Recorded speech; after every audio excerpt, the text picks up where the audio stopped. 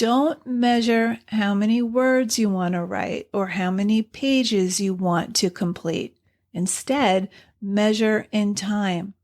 Even if it's 30 minutes before you leave for work or 3 hours on Saturday, that's the only measure that counts, and it adds up.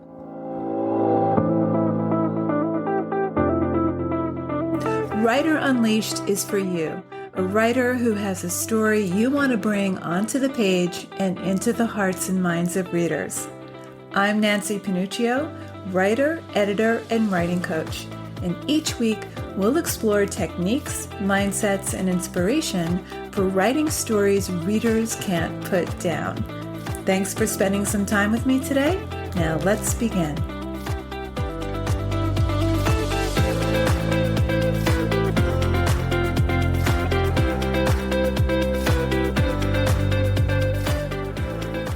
One of the biggest impediments to our writing is time.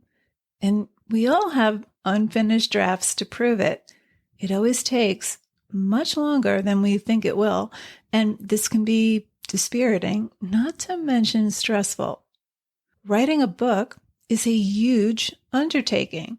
And when time is a sparse resource, it can leave us feeling disappointed in ourselves, thinking we don't have what it takes. So in today's episode, I want to challenge you to think differently about time so that you can, 1, get more writing done, and 2, take some of the pressure off so you can enjoy it more and can write with more focus. I'll give you some tips to make more use of the time you have, regardless of how little or how much you have. Time isn't just the number of hours you have to write, it's how you harness your energy and your attention. So a lot of what we'll be talking about today has more to do with knowing when and how you work best and maximizing that to bring your story to the finish line. So let's get right to it. The first thing to get clear on is how you're actually spending your time. I say this in every episode about time. It's that important. So number 1, track where your time goes for 1 week. Track everything.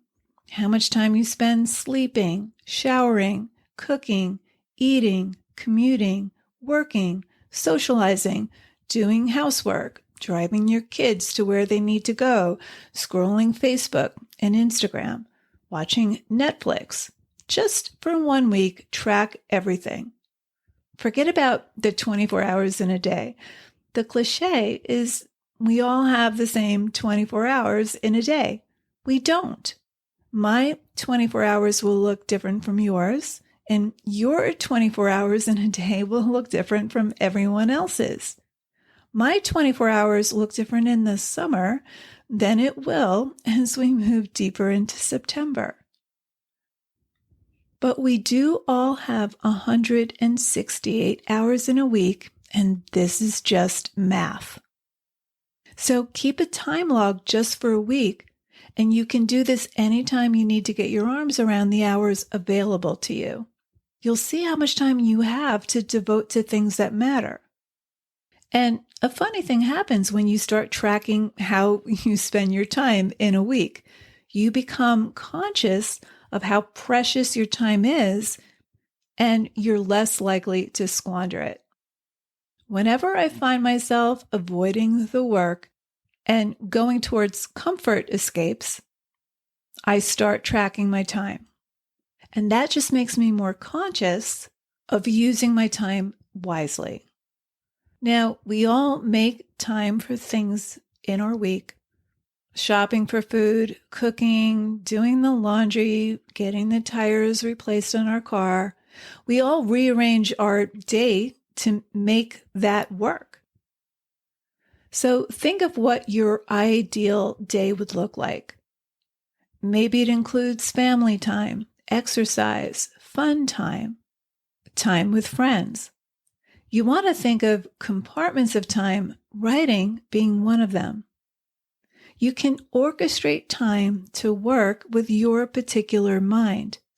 And here's a principle I learned from Ken Atchity. I'm paraphrasing, but it's something like this. Time is finite, but work is infinite. Time is finite, but your work is infinite. Good work produces more good work. Writing begets more writing. Even if the writing is bad at first, it still leads to more work. You're never finished creating. Your capacity to produce great writing is limitless. So, number one, track where your time is actually going. Okay, number two, attention span. When is your attention span at its max? How much time can you spend completely focused and in flow without getting distracted by the outside world, without getting distracted by your own mind? You can spend too much time on writing, and this is where we start to overthink, second guess ourselves, become hypercritical. We edit all the essence out of our work because we're going past the point where our focus is at peak. Now, maybe you just have 1 hour a few times a week and another 3 hours on Saturday. You have to ask, when is your attention span at its max? That's when you want to create. Now, most of us have about a 3-hour threshold before our focus starts to wane, before we start hopping on Facebook and Instagram, before the writing feels hard. For example, I only have a 3 to 4 hour window of focus time to create. My best time is first thing in the morning with my first cup of coffee. After those first 3 to 4 hours, I start to feel creative fatigue. There are diminishing returns. I usually peter out after lunch, and this is where I do more of the back-end tasks, editing. I also take more rests as the day wears on. I switch to household chores. So my creative threshold is 3 to 4 hours max. Writing takes a lot of creative energy. Years ago, when I retired from dancing to focus on writing, someone said, "Wow, you went from doing something so physical to something so passive." Now, writing is not a passive activity. You know this. It expends a lot of calories, a lot of mind power, and emotional output. So you want to capture when your energy and your focus is at peak. Now, some writers are more focused at night. Others are more focused in the morning. So are you a night owl or an early bird? I used to be more of a night owl. So writing at night was my thing. I was a lot younger then. I was living in Midtown Manhattan, a very different environment than the one I'm in now. But after I became a parent and was stonkered by 6 p.m., I trained myself to start waking up at 5 a.m. And my body is now primed for creating first thing in the morning with that first cup of coffee. Even now, I get most mileage early in the morning before breakfast. And that's because my 18-year-old is home. He sleeps late, but once he's up, there's music and there's FaceTime with his girlfriend, and it gets harder to focus. Now, if your only time to write is for an hour in the morning, let's say before you get ready for work, don't squander your morning checking in on Facebook, Instagram, etc. I know that's my weakness because the first thing I do is check my phone for the time. And if I don't rein myself in, I can go down the rabbit hole of emails and social media. So create before you consume. Don't squander your time. Now, when you work when you're not most in focus, it has a negative effect on your motivation. It leads to creative fatigue. So you want to arrange your writing in compartments of time where your attention span is at its peak. Don't measure how many words you want to write or how many pages you want to complete. Instead, measure in time. Even if it's 30 minutes before you leave for work or 3 hours on Saturday, that's the only measure that counts, and it adds up. Ken Atchity suggests using a stopwatch. It could be a stopwatch on your computer. It might be the timer on your phone. Although I always like to keep my phone in another room. So if you struggle with keeping to a specific time, let's say you need to stop at 6:30 a.m. to get ready for work. Instead of being distracted and keep checking the time, just set a stopwatch on your computer or on your phone. And then when the timer goes off, you put in your time and your focus, and you go on with the rest of your day. Now, the stopwatch method is effective because let's say your kid needs you, or someone's at the door, or some other interruption or minor emergency happens. Pause your stopwatch, attend to what's needed, and then start the stopwatch again. So number 2, write when your attention span is at its max. Okay, number 3, positive pressure. Without pressure, it's way too easy to just blow off writing or just not take it seriously. Deadlines are a great motivator. Working with a writing coach gives you the positive pressure to move forward. When I was getting my MFA, I had to deliver 3 distinct works to my mentor each and every month. Number 1, a new draft of a story. Number 2, a revised work of something I'd already gotten feedback on. And number 3, a 2 to 3 page essay breaking down one particular aspect of craft using published works as examples. So every month on a particular date, I had to deliver 3 different pieces of writing, a total of 50 pages or so, each and every month. And you can bet I spent the last couple of days before submitting it refining and editing sentence by sentence, word by word, making it the best I knew how with whatever tools I had at the time.